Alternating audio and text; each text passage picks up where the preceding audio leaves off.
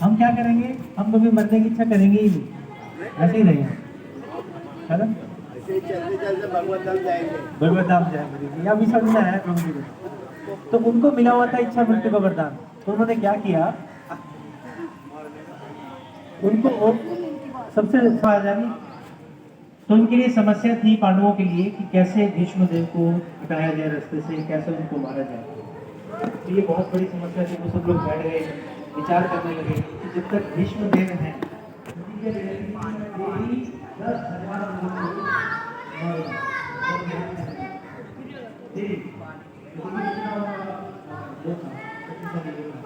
देखिए अब उनको कैसे मारा जाए, यही भगवान कृष्ण ने बताया कि आप इसका समाधान कराया जा सकता है। तो उन्होंने ही बताया भीष्मदेव ने कि एक शिखंडी नामक, जो पिछले जन्म में कौन थे, अंबिका अंबिका थी। तो जैसे प्रहार कर रहे थे अर्जुन भीष्मदेव पे, तो सारे भीष्मदेव को लगने लगे एक करके एक करके एक करके। लेकिन जब भीष्मदेव मारने लगे अर्जुन को, तो सामने शिखंडी उनको बात नहीं कर सकते, तो ऐसा सोचकर वो रुक गए, पर वो लेट गए।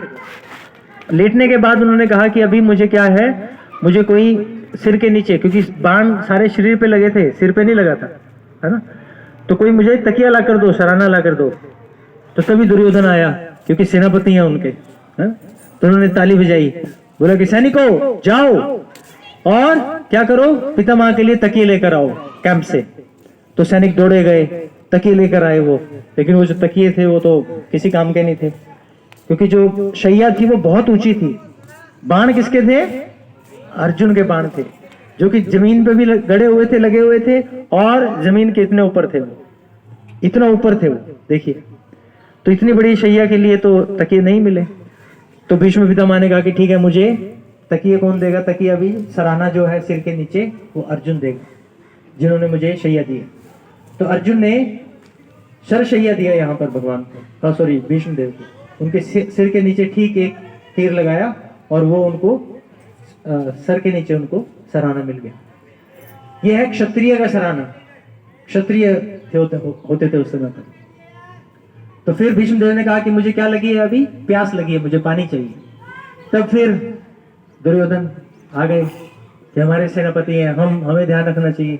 तो ऐसे ताली बजाइए, बुलाया, सैनिकों जाओ कैंप से पानी बिस्लरी लेके आओ। तो उन्होंने कहा नहीं नहीं, भीष्मदेव ने तुरंत मना कर दिया, नहीं मुझे नहीं चाहिए, मुझे अर्जुन पानी जल पिलाएगा।